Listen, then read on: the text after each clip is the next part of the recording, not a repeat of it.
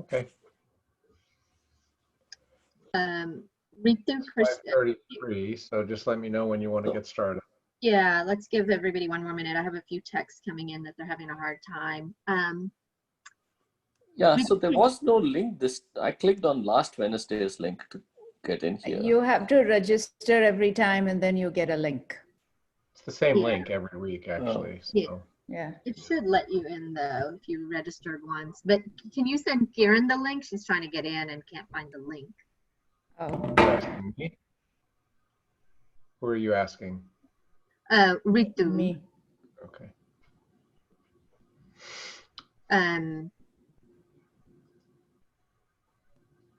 You're on mute. Jyoti Desai, you're on mute.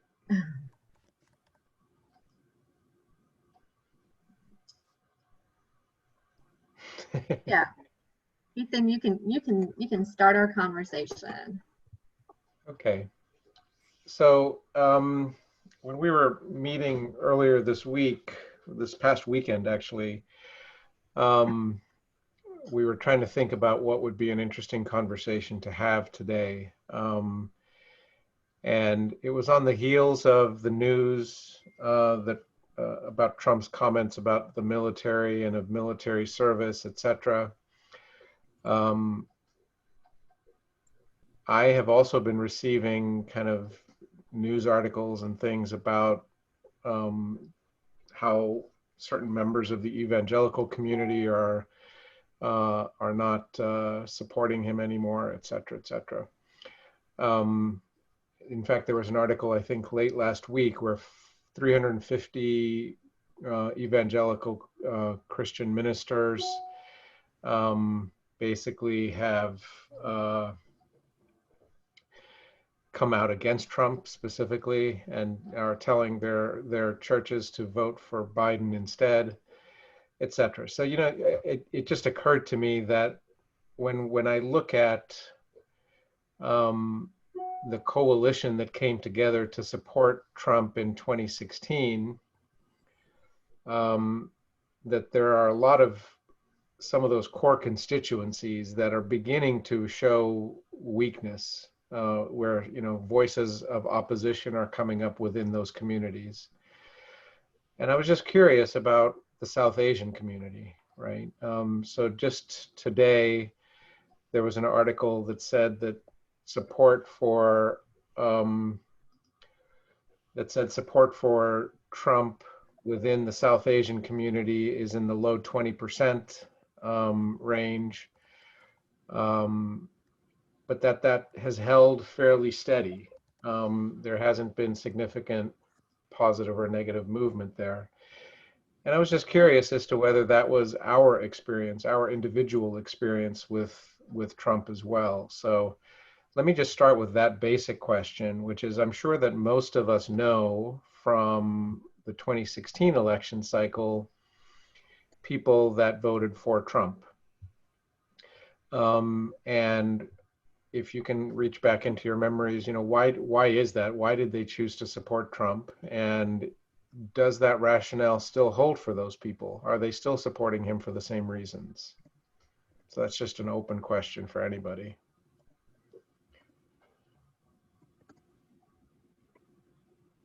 Yeah, I guess I have not been that involved. I wasn't involved necessarily in 2016, but I think Trump had a few things going for him in 2016 that I don't think are going for him in 2020. One is that he was somewhat of an outsider.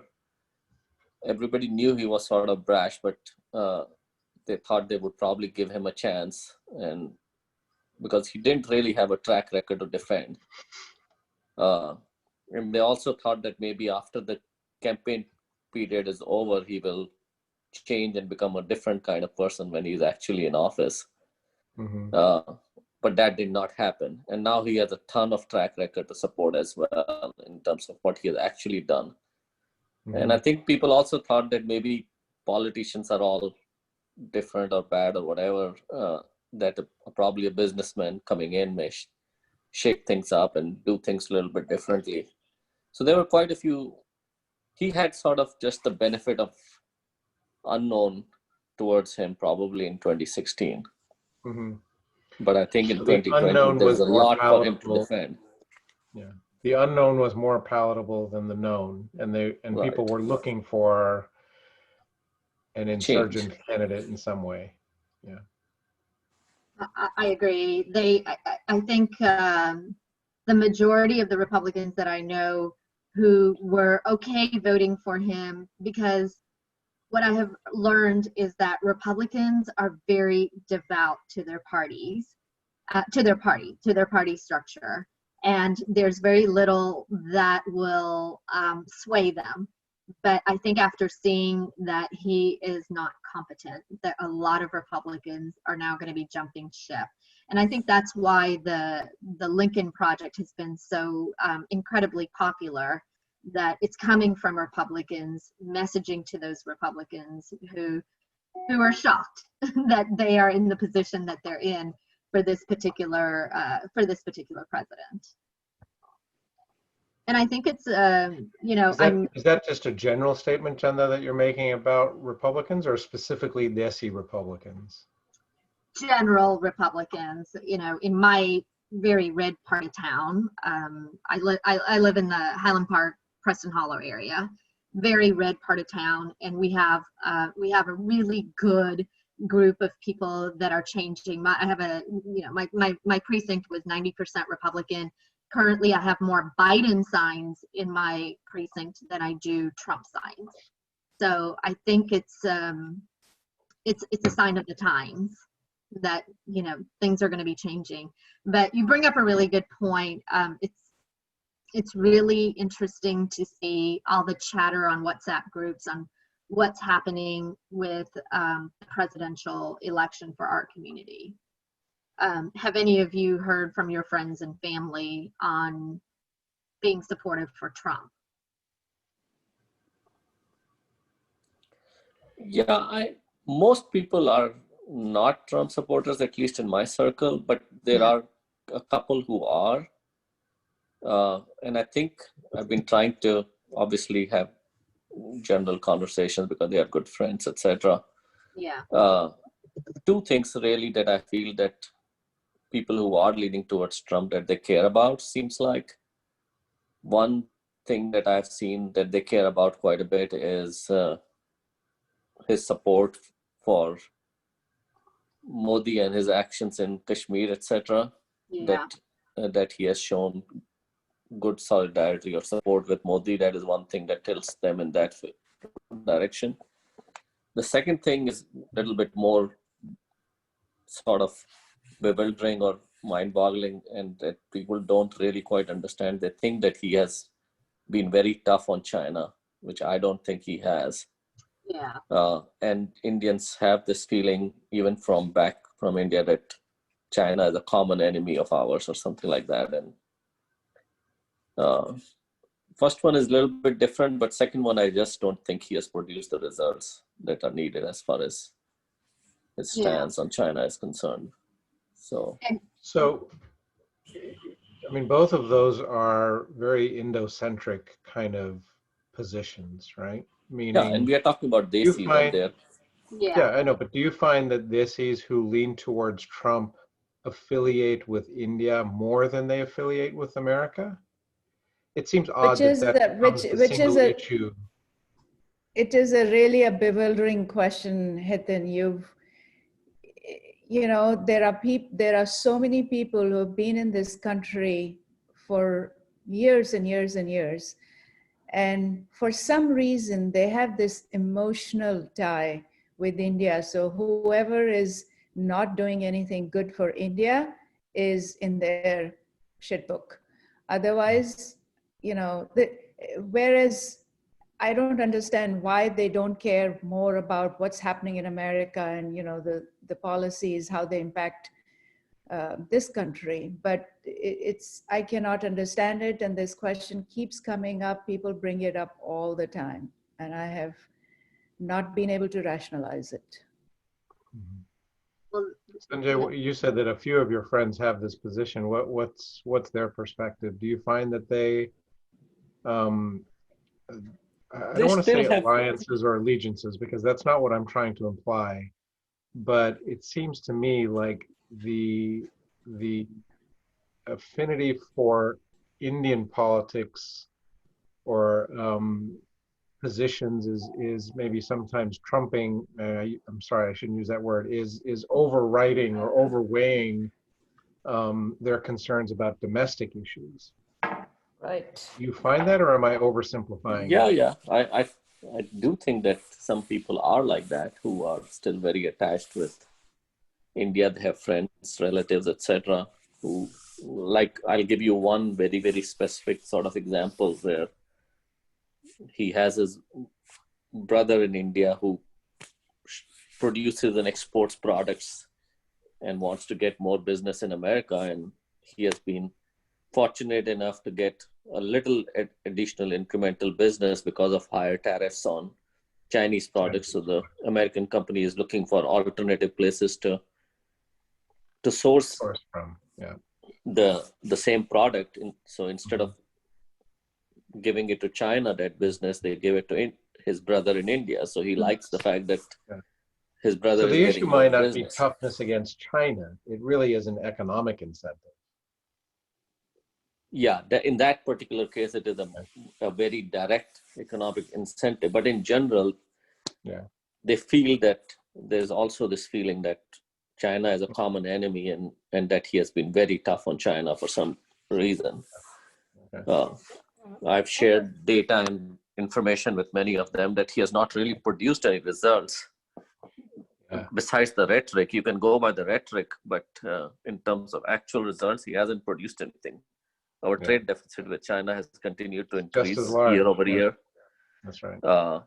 On the contrary, has only hurt us because tariffs are paid at the port of entry when the good is actually delivered. So the Yes. tariffs are being paid by US citizens, not by Chinese. Yeah. And he's using 100% of that money to just literally buy out the farmers. So he has collected about 100 billion in tariffs, which he has used to just give handouts to the farmers to Subsidize. keep Yeah. him on his side. So that's not really worked. But anyway, they feel differently. So a couple of them. Vast majority though understand and will be probably supporting Biden because they can't stand some of the things that he does. Yeah. How about anybody else? What are Yeah, your, I would what agree is the with feedback? Sanjay. I would agree with Sanjay on what he's saying. And it's not that, it's not that people like us who are still keeping, all the policies and issues that matter to America, to our country first and foremost. It's not that we don't have that close ties with India or we don't have the close feelings with India. But there are some of them, I guess, especially those who have families and friends back, who are either somehow benefiting or who are very involved in Indian politics, who are influencing them. And there's a lot of this BJP cell propaganda going on in all the WhatsApp groups. So WhatsApp has become a major thing. Like even if you think it's an American election and let me think about American things first and how it would affect my kids and myself and all in America, they get influenced by all this coming from in the WhatsApp groups. And those are the two main things. Somehow it's just, but when you ask people, they're not really able to defend it. But yes, they will say those two things. Oh, he's tough on China, so he'll be good for India. And he's a friend of India. Whether it's because he's just not said or done anything, whether he just stays quiet. Okay, so yeah, that's good for us somehow. But yeah, those are the two things I do hear. One, I think probably it's one thing that's going in the positive way is because one of my friends who's been here since the 90s, and he has been very much involved in politics right from the beginning. He owns a software consulting business in Atlanta. He is a staunch Republican. He is like Republican to the core. But so he's in our WhatsApp group of like he and I would work in the same software company in India. So he and a couple more are the only Republicans probably from the ones who are here anyway.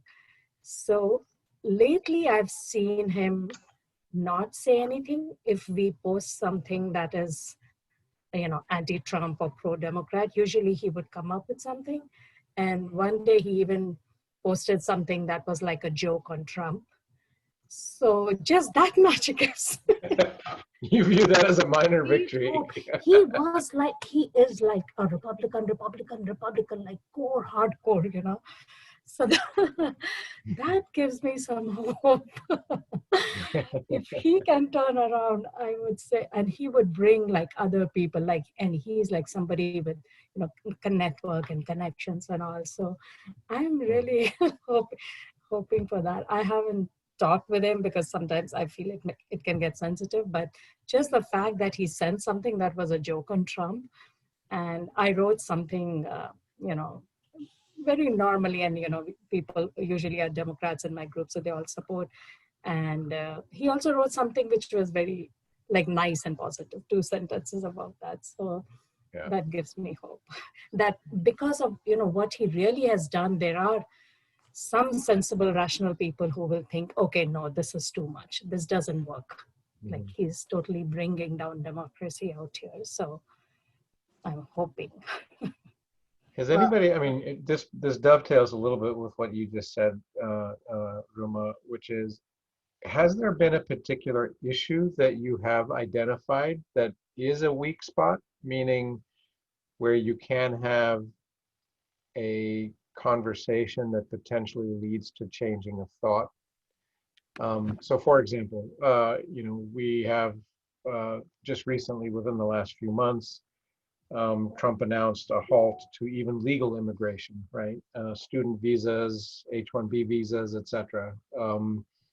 And that historically has been one of the little corners that we stand in, which is, well, we're supportive of legal immigration and we don't want illegal immigration, right? So people crossing the border, etc., is bad, even though, they're minorities, and in theory we should be, supportive of minority communities.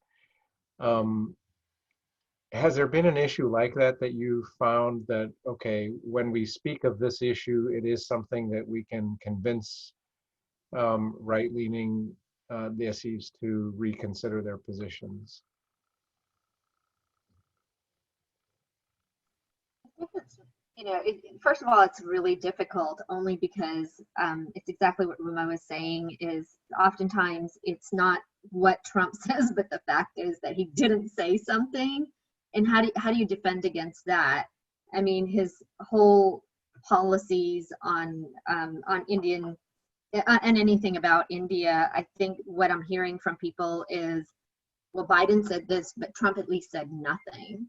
And so how do you even combat saying nothing compared to, Biden, who they think said this, that, and the other? So it's really just, I think it's an uphill battle with, trying to argue that point with some people. I think for, sorry, that's okay. Go ahead, Ruma, go ahead. Yeah, as I was saying, what Hiten was pointing out makes sense. And there was, on Facebook, I did read a few opinions on when the visa issue comes up. That definitely is that's a vulnerable chord with the Desi Americans. If the visas are getting affected, because that's something everybody has gone through, and they're still getting relatives and friends, and their friends' kids are coming to study, and they're finding issues coming to US to study. So definitely that could be one thing that sometimes can bring people around a little bit. Okay. I think it also depends on your frame of reference, vis-a-vis your social circles, the people that you are around. For example, I was born here in the US in the 60s. So my parents were some of the original, they were like one of the first few Indian families in Houston. And so most of the people that I am around, most of them, my friends, my personal acquaintances, they are staunchly Democratic. And as much as they love their Indian roots, their allegiance is to this country. And I just see more and more and more of that. And it's kind of how, if you think about, you know, Jewish people when they settled here, you know, when they first came over here, you know, obviously they want what's best for their homeland and, you know, and Israel, but at the same time, they also vote based on what is going to affect their lives here. And that's, or they prioritize that, I should say. And I think that's really what we should be focusing on. There was a poll done, a survey, by a couple of entities between August 31st and September 7th. So it was after both conventions, and it was done on the East Coast. And in that poll, it's over 76% of people, Desis, these are South Asians, are inclined to vote for Biden, and like 20% are inclined to vote for Trump, which is what our statistics show anyway, right? I mean, it's really not deviating from the way it's been historically in our population. So, and with regard to saying something about India or not saying something about India, I think you're damned if you do, damned if you don't. Because we have candidates who aren't saying anything about it, and they're getting pressured to say something. And then when they say something, there's somebody who's always going to be upset, right? So I think really I try to steer it back to what is going to make our lives better, you know, from you know, from a daily life perspective where we are. And, you know, so it's very hard for me to reconcile these issues around India and our lives here. Although I do understand what you're talking about, the immigration, but that affects, it affects many people broadly, many Yes. countries. China and India, I think, are the largest H-1B recipients. So yeah, I mean, it impacts the Asian community broadly, most significantly, I would think. I can't imagine another part of the world. I don't think Europe has as many H-1B immigrants as Asia does, but Kiran, Jyoti, you What haven't I chimed in. responded, what I Go ahead. responded to one of my uncles on Facebook was, so he came here in 72, 73. He came to Detroit and he worked in the finance sector in the bank. And then later on, he and his wife opened up a Montessori, and he has grandchildren here now. But he is, he's a very staunch BJP supporter, very religiously devout Hindu. So, and he's been here since 73. So he has, like, his children have grown up here, his grandchildren are growing up, but he still will keep posting all this linking with, you know, the Trump with Modi and all of that. And he had written that he thinks we are screwed either way, whether we vote for Trump or whether we vote for Biden. America's screwed either way. So then I have responded, you know, saying that I could not agree with that. I said, yes, we are screwed if Trump is voted again, but why I felt it definitely cannot be comparable to a Biden-Harris, this thing. And in that, and I wrote that, you know, it doesn't even matter that much to me as to, you know, what their stance. And first of all, we have to have America strong, an American democracy existing, and America strong enough to even take a stand on some other country. So he didn't. Yeah. It was a long post I wrote, and he didn't respond to that. So I'm hoping. I do not know what that means. He likes to say. Well, it means you're brave.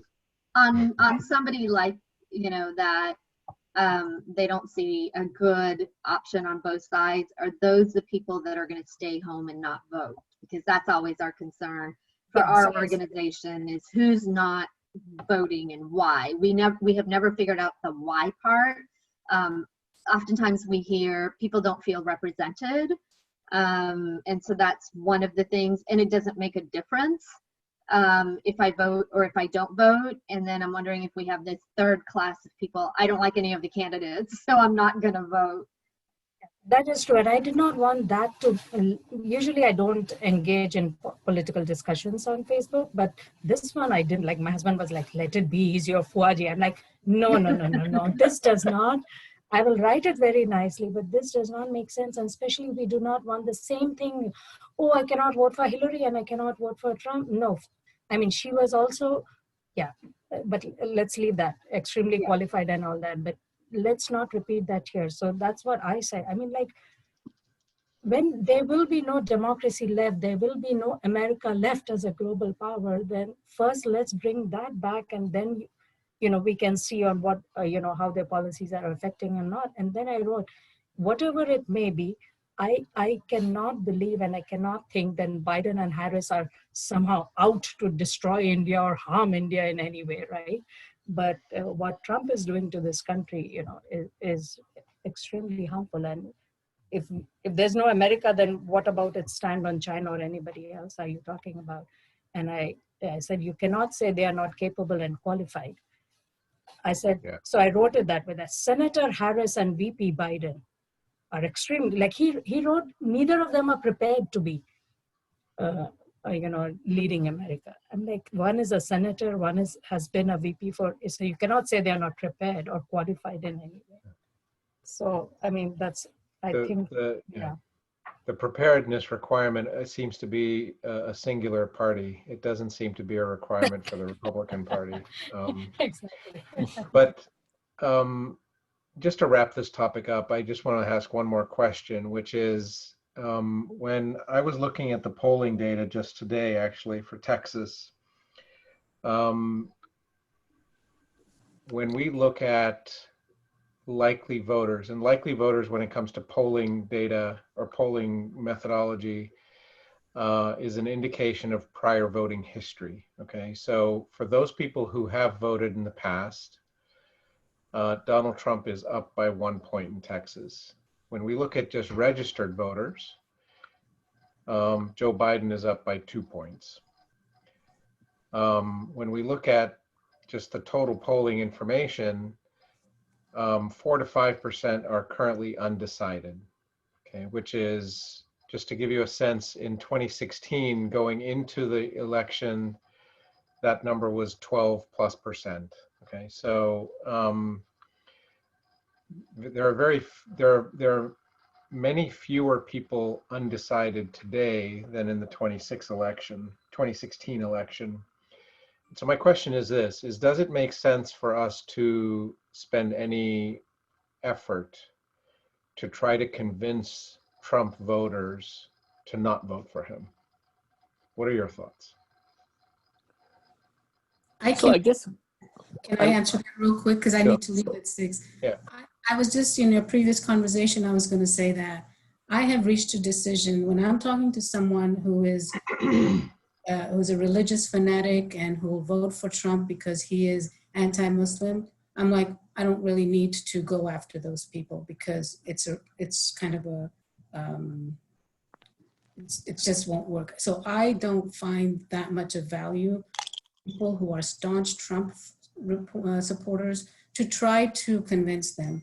I keep telling my friends that let's quit looking in the windshield, in the rear view mirror, and look in front, because there are so many undecided, lazy voters that we can target and make this work instead of trying to go after that small percentage of staunch Trump supporters. So my 2 cents. yeah, I guess my feeling is you have to just see how committed and how strongly if they are waffling in any, then it's worth trying. If they are very staunch supporters, there's no point. And you can figure that out probably in the first 30 seconds itself, whether there's any room for penetration or not. Well, that's how I would probably put it. Yeah. It is a big investment of time, right? To have that conversation can be 30 minutes, an hour, 2 hours long, to kind of get them to that point. And then, you might feel like they've been converted, but you'll never actually know. So. Yeah. I think our biggest time investment and which we are doing is to get people to vote, people who have never Yeah. voted. Like even I have never been involved in politics ever in my life. It has obviously come more with Obama becoming the president and then the 2016. And there are so many like me and even worse than me. You know, because even back in India, there is a section that used to be always very politically involved, and then there was one which okay, somehow politics was dirty or whatever, or it's okay. So there are a lot of South Asian Americans that are just have that apathy that there's no need for us to go out and vote. But of course, things have changed in these 4 years, so and that should be a big plus for us with hoping that many of the non-voters would actually vote Democrat. So the main thing would be to get them out to vote. Yeah. That's the problem with our communities. Oftentimes they haven't been contacted, but that's definitely what we're working on. So if you haven't had a chance to make phone calls for us, we definitely need a troop. We need an army of people to help us make those calls, because we are trying to contract 100,000 people who did not vote in the 2018, South Asians who did not vote in the 2018 election. And that's really how we're going to win this, because we think that 80% of them are Democrats. So that's definitely what our strategy is. Oftentimes, our community is overlooked by a lot of campaigns because we don't have a long voting history, and they usually go after the people who have been voting for decades. And oftentimes we have new citizens who don't have a record of voting, so they're often overlooked when campaigns go out. So if campaigns are contacting our community, we need to make sure that we do it. So that's a big premise of what we're working on. Hey, Ruma, are you a volunteer with us already? She is. Yeah? Yeah, she's actually going to be the Travis County If you see lead. for Hiten voter anywhere, registration. he will rope me in. So Ruma Sounds and I like have he's a- already done that. Yeah. Ruma and I have a little bit of history. Our sons went to the same school, or high school, and I see. Hiten started a parent association there, and that's how I got involved. And I'm a big Hiten fan, big fan of his thinking, maybe his Hiten- data maybe Hiten- presentation, Hiten collection. should- Maybe Hiten should stand for, position. Well, yeah. that's, no. That'll be the next step. Let's get this election done, and then that'll be the Yeah, next. that is- When that the is- work begins on 4th November, part of that work Yeah. will be getting Hiten. Sounds good, Ruma. Starting So- November 4th, we transition into the next phase, and the next phase is definitely one, to reach out to our elected officials, whether they are Democrats or Republicans, and making sure that we as a community are heard about the issues that face us. So we do want to keep everybody intact even after the election. And we also want to push more South Asians to go out and run for office. We have, Swati, you can tell us that there's a pretty good, a large number of South Asians that are running in the Houston area, everywhere up and down the ballot, from judges to congressional candidates to House district representatives. But Houston is well represented, and Austin and the Dallas area need a little bit of catching up. So we aspire to be what Houston is, but we're hoping that our organization will definitely help make those people become candidates at some point. How about you, Jyoti? Are you a volunteer with us? Desai, Jyoti Desai? I think they're on. I just see a head. Yeah, they're I'm on not mute. sure. I'm not sure Okay. if they're still there. And Sanjay, do you know what congressional district you're in? He's in 24. 24. Okay. And Sanjay is in, do you know our, Ritu? yeah, Huh? Sanjay is in our CD 24. Okay, good, awesome. So who is in which area? Just rough. You said you're in Highland Park. Yeah. Ritu, where are you? North Dallas. Oh, okay. Plano side. No. Yeah. Oh, okay. Addison Farmers Branch. Oh, okay. Yeah, I'm in Round Rock, And Williamson County. right, yeah. I see. I was Ruma and making I are in chai, so Central I Texas. had the video off.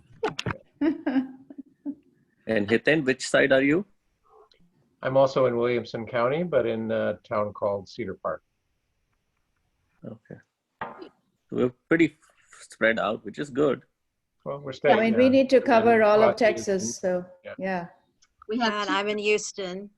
yeah, Swati's in Houston. We have 235,000 South Asians in Texas. So our goal is to make sure that we do contact everybody at some point or another, and make sure that we're heard. So that's our big goal. But So Are you guys just all registered to, for the Beto event on Saturday? Awesome. And yeah. how about signing up to be a poll worker? Just did that today, just email them. Very good, Ruma. If I'll you probably have the reach out on time, that. yes, Sanjay, please do. I should have the time if my son doesn't come back from college. Please pray that his college, he finishes out the entire semester on campus. And my daughter has moved into an apartment, so I'm a free bird and I don't work Okay. an outside job. So I would love Sounds to just good. be there all the days working morning to night. But I hope he doesn't come back home, in which case I may have to be around. well, But you, still, you, I'll you And know, also, you just said the magic words, Ruma. I'm a free bird. That means we have so much work for you to do. yeah, you can expect people reaching out to you, Ruma, from everywhere. Oh yes, absolutely. Yeah, we just dropped him to college over this Labor Day weekend, and I came back and I texted Hiten, now tell me all the ways in which I can help. Okay, good. That's really nice. And also the ambassador program, I hope you guys are, deep into it. You have your lists made, and either you have already contacted some people on your lists or are about to contact them. Yes? When are you guys planning to be completed with pilot and kind of doing that debrief and everything? Actually, I didn't get a chance to talk to you. Then the pilot was out of the window and we just went all out. Oh, okay. So we have to, Yeah. we are planning to train CD3 over on Sunday. If we Okay. can get a good slot that works for Sharmila's team. So we have trained CD24 and CD32 reasonably fully. Rest will Okay. just take them as they come. Yeah. So if All you right. have people, we can do that as well. So Yeah. but Yeah. yeah.